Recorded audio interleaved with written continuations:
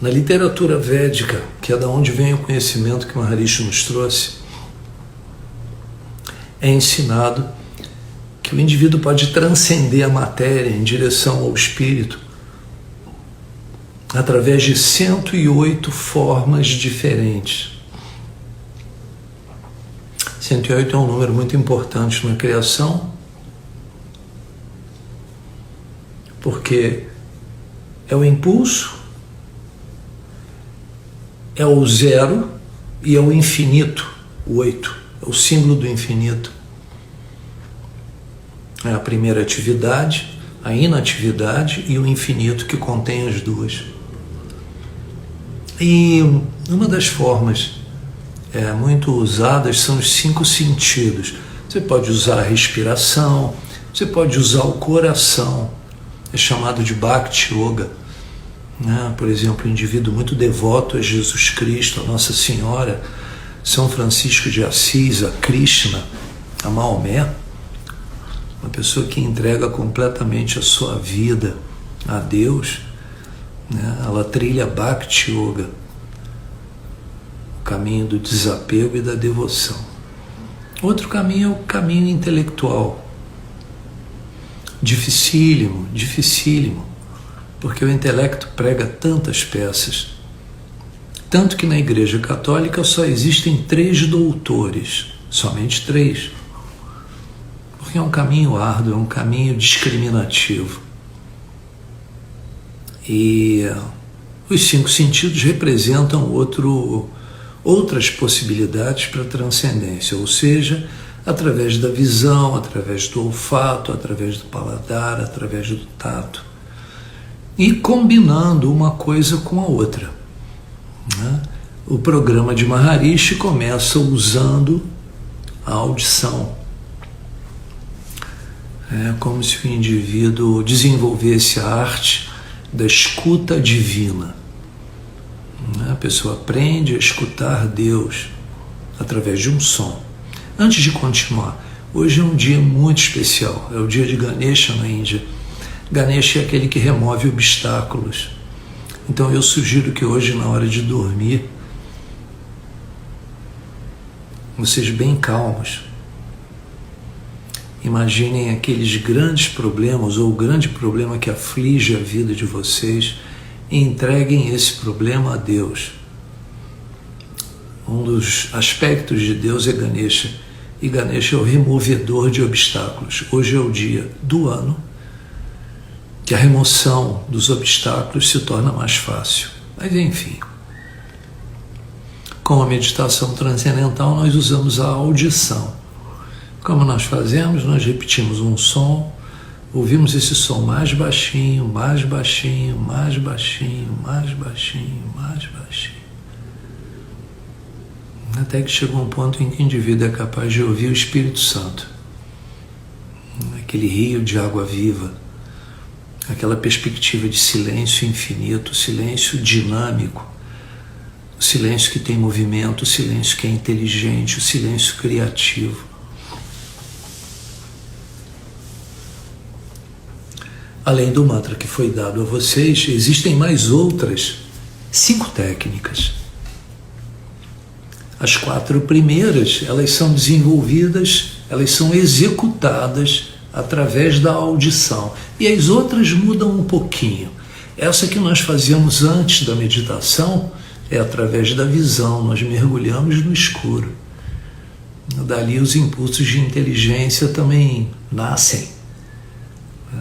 Daquela escuridão, daquele breu, dali vem a luz. A meditação transcendental para mim, é a arte da escuta divina. Se você puder aprender a escutar corretamente, isso significa experimentar um mantra de formas muito sutis, muito delicadas, acompanhando ele até o seu desaparecimento. O sujeito terá aprendido o segredo mais profundo da meditação, o lugar de onde a vida brota, de onde ela nasce. Maharishi dizia que ouvir é uma coisa totalmente diferente de escutar. são bem separados um do outro. Ouvir é um fenômeno físico. Você ouve porque tem ouvidos.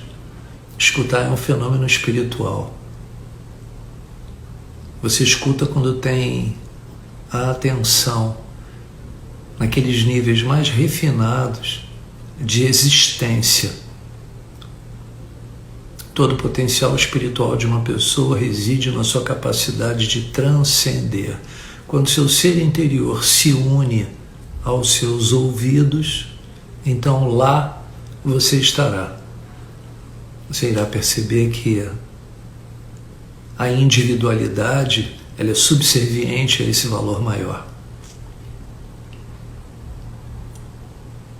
Essa é uma técnica muito antiga. Então, escutando os sons que são apresentados pela tradição, como se fosse o vento passando através das árvores. Para outros é um rio fluindo, ondas no oceano, nuvens passando no céu, o ruído, né?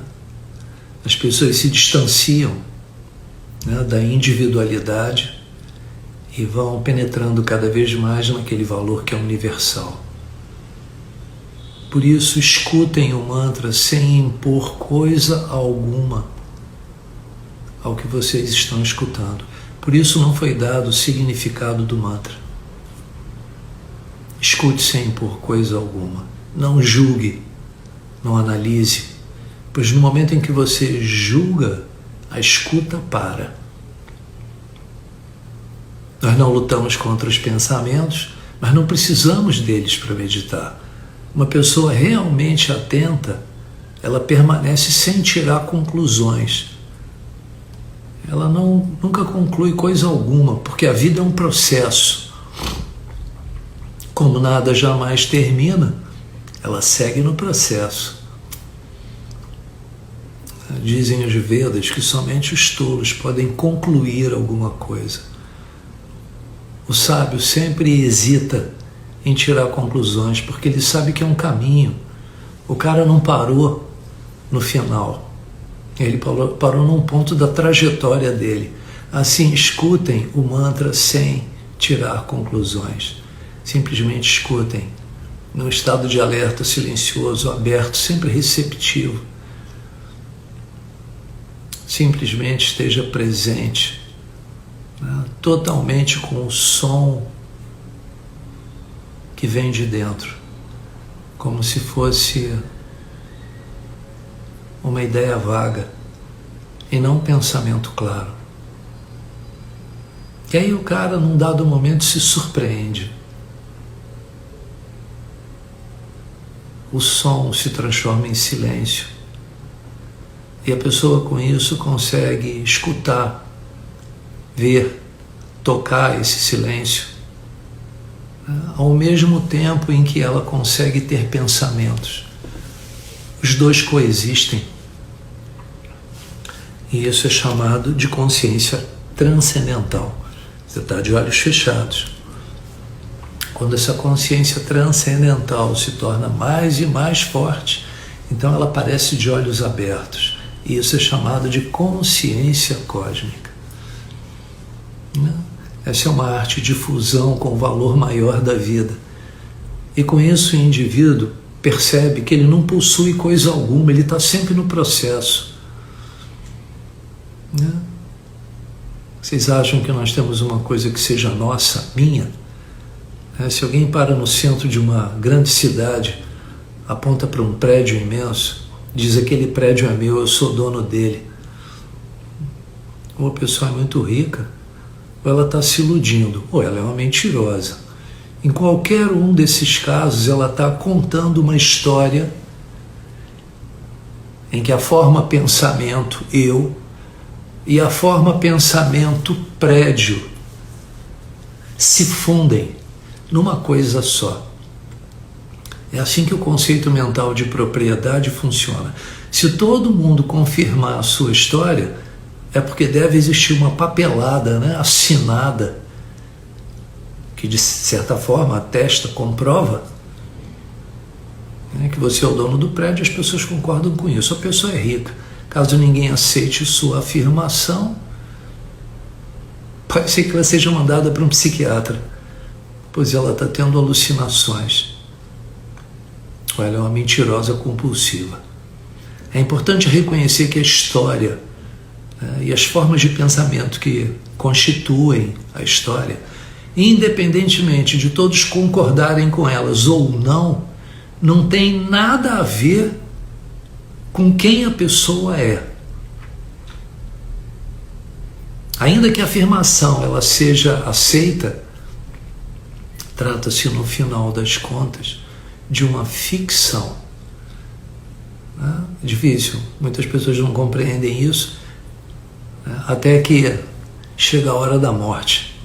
Todo o conceito de propriedade acaba se revelando sem o menor sentido. Se não tem nada.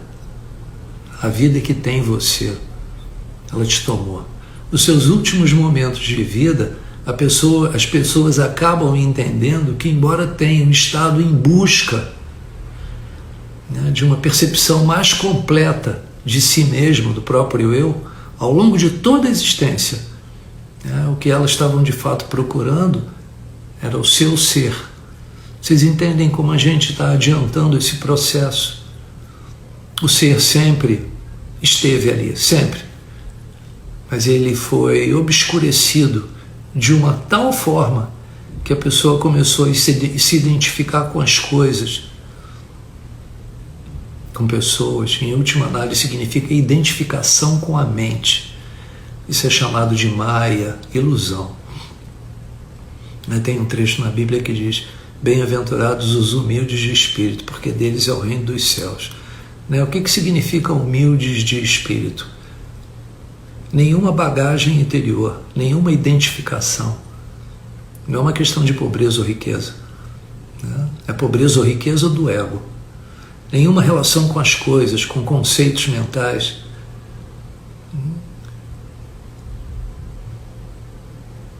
Que possuam uma profunda alegria do ser que está presente o tempo todo, quando nós abandonamos as identificações, quando nós nos tornamos realmente humildes de espírito. É por isso, né, que a gente vê nas religiões essa tendência de se renunciar a todos os bens. Isso é uma prática espiritual muito antiga, inclusive no Oriente, na Índia.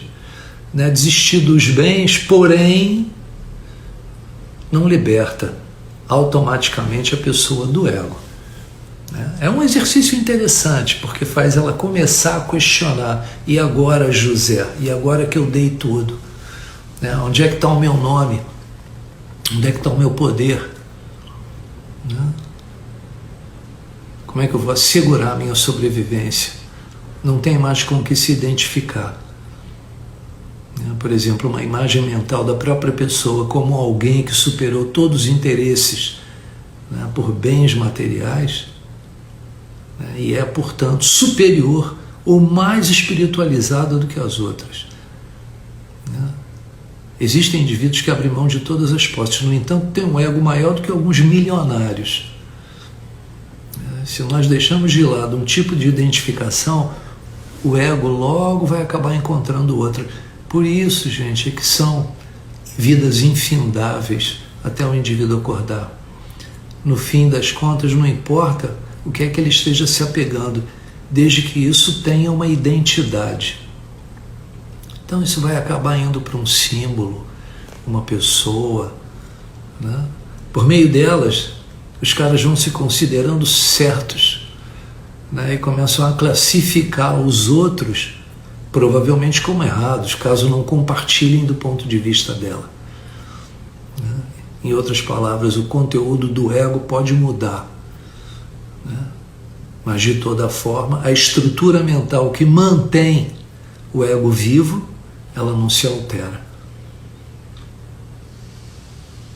O que a gente tem que fazer é transcender o ego. A gente tem que ir para uma área, para uma zona dentro da gente, onde não tem mais esse tipo de vida que a gente está acostumado quando a gente sai na rua. É um indivíduo manso, manso, o espírito absolutamente leve, a mochila leve. Isso é uma batalha que eu vou, me envolver a vida inteira. Se eu vou conseguir isso ou não, só Deus sabe. O que eu peço é para Deus não me deixar sofrer. Você vai se identificando com as coisas, vai tomando as coisas como importantes, as coisas certamente não são definitivas. Aquilo vai fazendo você entregar tudo por conta do que você supostamente ama, por conta daquilo que você supostamente precisa, para se sentir vivo. E assim o imbróglio vai te levando cada vez mais para dentro da teia de aranha, você vai ficando cada vez mais envolvido na teia, até que chega uma hora que não consegue mais se livrar. A morte, sobre essa perspectiva, ela é muito legal. Ela faz você cair do cavalo de qualquer forma. Acreditou demais, fulano. Acreditou demais. Por que você acreditou tanto? Estou te mostrando aqui. Você não tem nada. Ah, mas o meu apartamento não. O apartamento comprou você. Ah, mas a minha empresa não. A sua empresa te prendeu. Ah, mas meu filho. Como seu filho? Veio por teu intermédio, mas é seu? O que é seu? O que você pode afirmar que seja seu? O que você pode afirmar?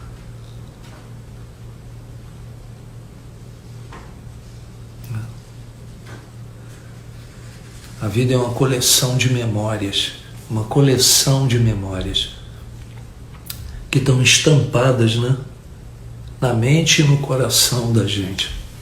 A gente tem que transcender tudo isso. A gente tem que ir para o ponto neutro, para o miolo do furacão. Bem, vejo vocês amanhã. Um grande beijo, Jai Gurudev.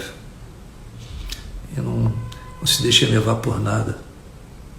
Curtam e deixem passar e deixem ir embora. Melhor assim. Jai Gurudev.